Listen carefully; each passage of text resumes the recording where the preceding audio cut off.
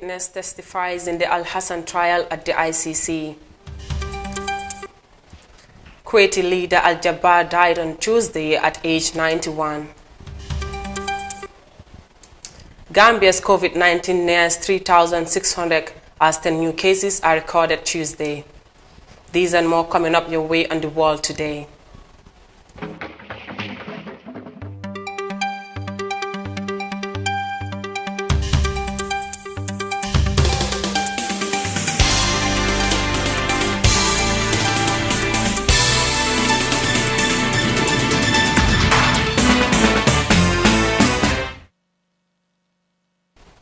You are watching The World Today. I am Sohna Tunkara, and now on to our first story. The 11th witness in the trial of Al Hassan, an alleged leader of Al-Qaeda in the Islamic Maghreb, has given his testimony in relation to the war crimes and crimes against humanity charges brought against him at the International Criminal Court. Laz Babri, a satellite imaginary specialist at the United Nations Institute for Training and Research, substantiated the images he obtained during the pre- and post-destruction of buildings dedicated to religion and historic monuments in Mali. Juldan Jaiswari has the rest of that story. There is no longer a shadow being cast. The structures are no longer sticking up above ground. And in this case, I would mark these structures as destroyed. So again, this is the before. This is the after.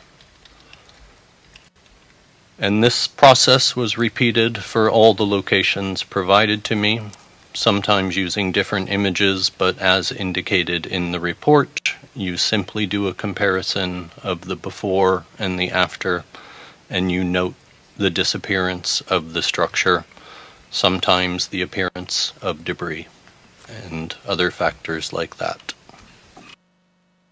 We're sorry for that technical error. Now, a National Assembly member has called for more investment in the production sectors of the Gambian economy. The lawmaker was speaking during a debate on the 2020 State of the Nation address. Fatoumata Jawa reports. More investment by the Gambia government is needed in the livestock sector, according to the National Assembly member for Woolly West. Speaking during a debate on the 2020 State of the Nation address, Honorable Sidia Jatta says more needs to be done to help boost cattle production as a productive sector of the economy. My constituency has the person who has the greatest number of cows in this country. From beginning to end. You ask any fuller, they will agree with you. Madam, I've always said that we must invest into those sectors which are capable of generating revenue. That's the only way we can make revenue. The lawmaker suggested that the government should spend money on clean drinking water and proper grasslands, and also help young people venture into agriculture. He says that if the government invests in livestock sector, the Gambia will be heaven on earth. It can be done. And if I go further, here we are good at using words. Words can't feed anybody. Words are just instruments of doing something, but they cannot feed me.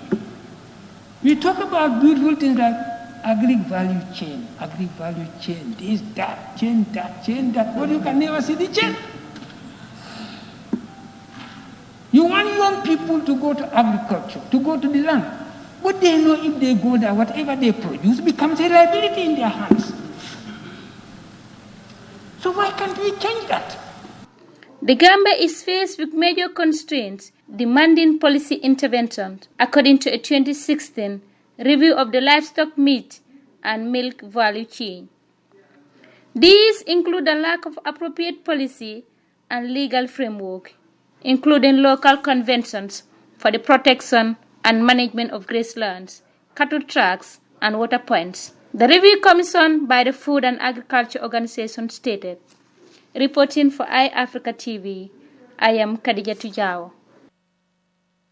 More investment is needed in the livestock sector for better productivity. Moving on, according to the 2020 United Nations Conference on Trade and Development, Africa could gain $89 billion annually by coping illicit financial flows. The Economic Development in Africa report launched on Monday reveals that every year, the equivalent to 3.7% of Africa's GDP leaves the continent as illicit capital flight. More in this report. From 2000 to 2015, the total illicit capital flight from Africa amounted to $836 billion compared to Africa's total external debt stock of $770 billion in 2018. This makes Africa a net creditor to the world, the report says.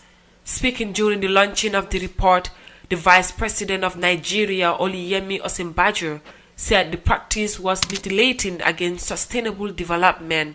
Illicit financial flows continue to impede these efforts and undermine continental and global actions for the sustenance of SDG gains and the acceleration of the achievement of sustainable development in this decade of action and delivery.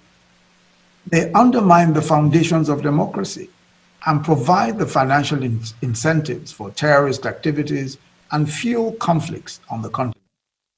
Every year, African countries lose an estimated $88.6 billion as illicit flows due to corruption.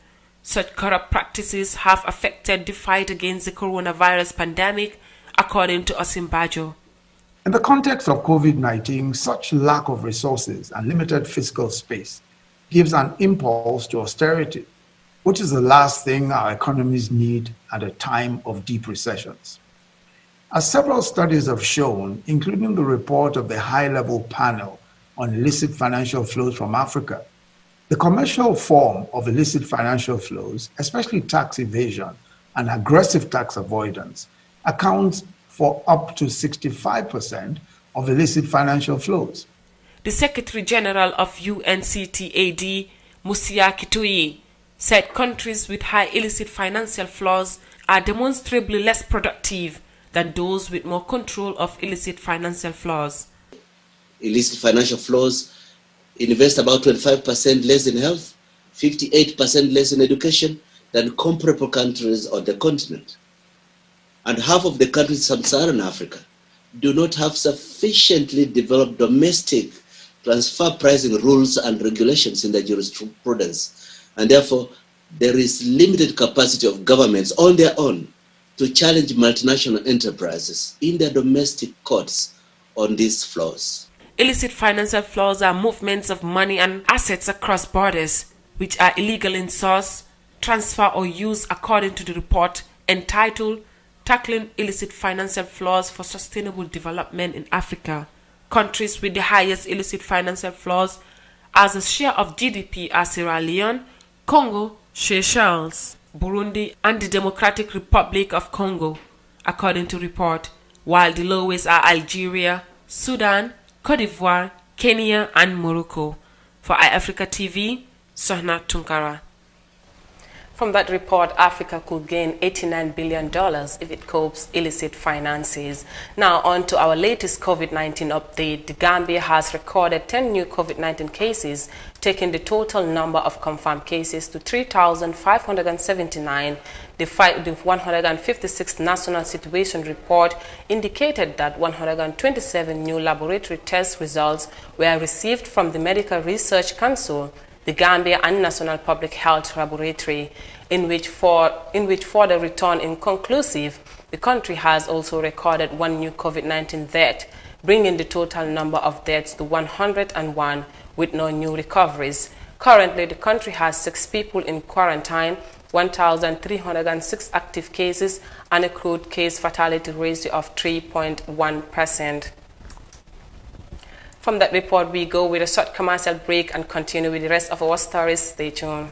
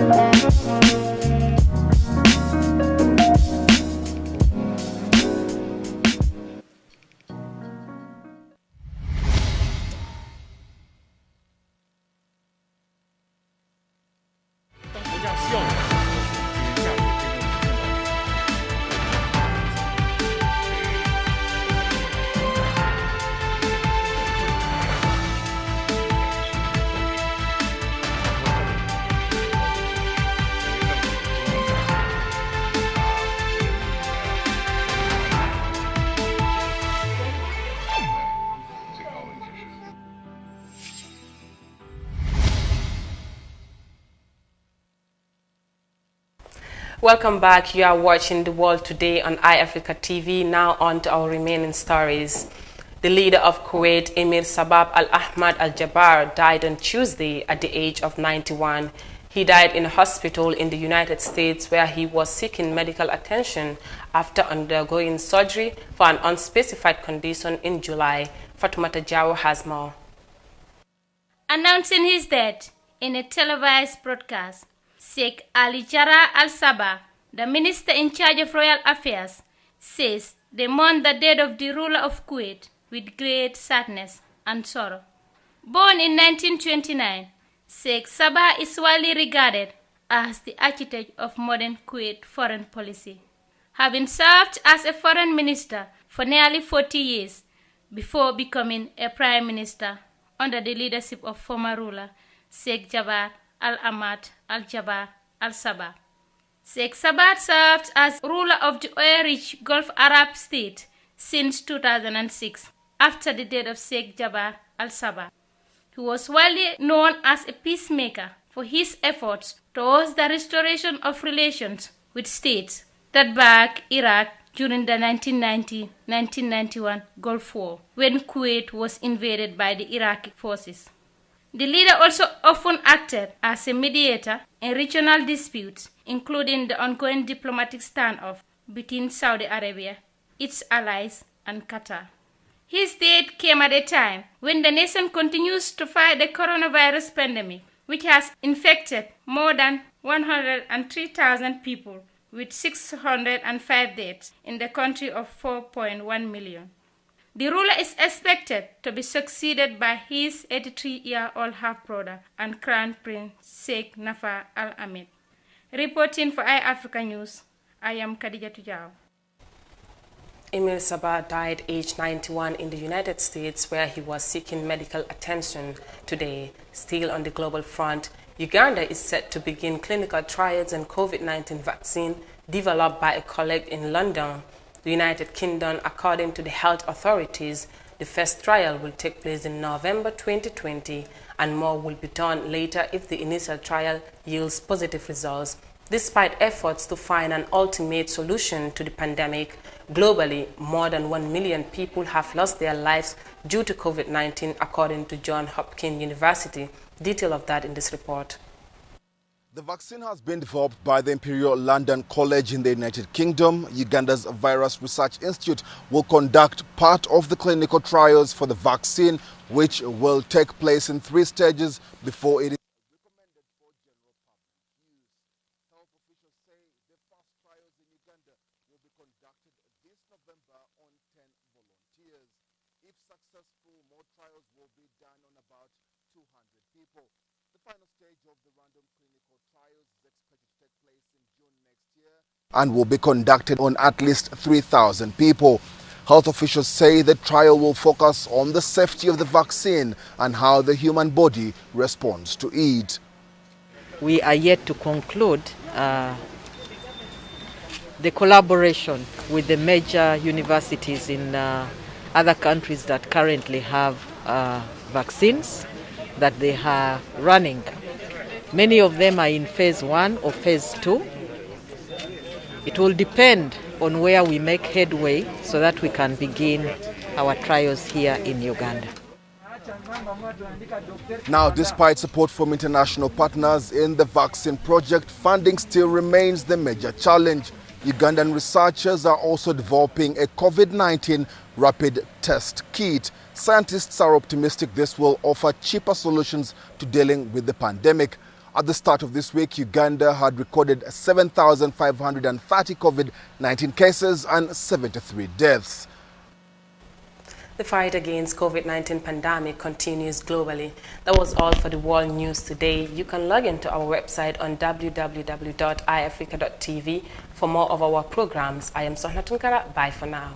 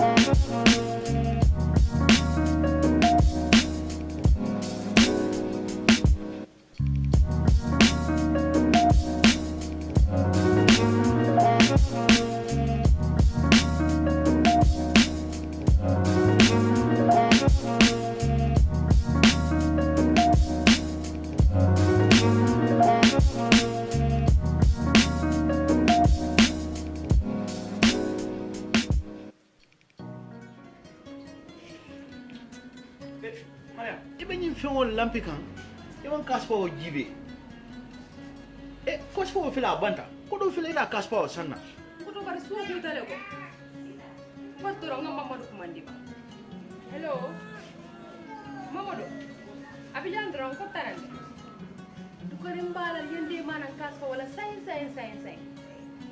ha bantale hadi fentiji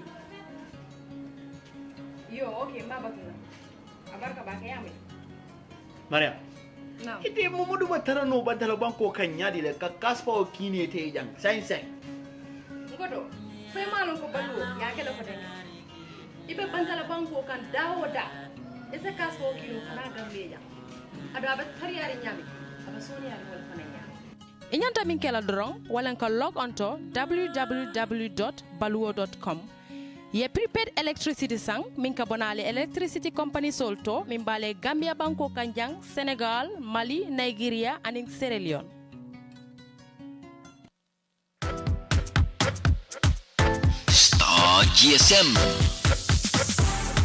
Star GSM Felay promotion bana fena molye minul be mararing tanko bundala Gambia banko kanjang minu buko polygreshon customs anil lanjurtol datalar bala keta smartphone la minka sannu wini woro la sang wini woro doma isa soto minka sannu wini woro sang wini lulu minka sannu wini lulu sang wini nani manda smartphone doma simple phone fanan minul ka sannu kemelulu la sang kemenani talulu milbe kemenani talulu sang kemesaba talulu ning original techno simple phone minu ka sannu keme konontola sang keme worwula isa soto mobile ambulance odum keme woro domma Star GSM e tableto soto le pro dinningol wuli killing keme sey domma isa soto nyin tableto minu ka sim card uta wili fula keme saba isa soto HD universal remote ul fanam bijele flat screen ol minu yalon ko la receiver be konole 42 lombang wala 43 inches isi soto no $4,999 wala $8,999 Star GSM manda wodo mala nganying original face mask sol sotole minsal tanka coronavirus sotola nga air freshener fanan sotole pour alla sabati dinkiral aning official nyim bala muran tulol fanan bijele nyim flash couple ka bonali America alse muna fangala la official do wara la sabati dinkiral pour jikando wala jisuma anda se sambano tilo mume